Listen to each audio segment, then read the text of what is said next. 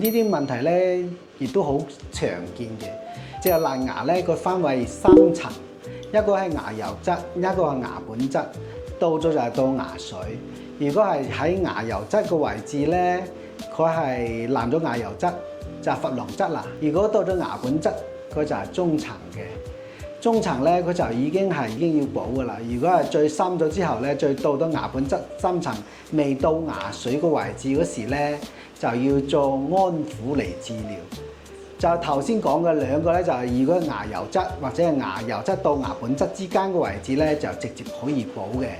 如果到咗個牙本質到差唔多要到咗牙髓位置咧，如果冇咩唔會話冷熱刺激到痛啊，唔會話自發痛啊，呢啲情況之下咧，可以先安撫下牙髓。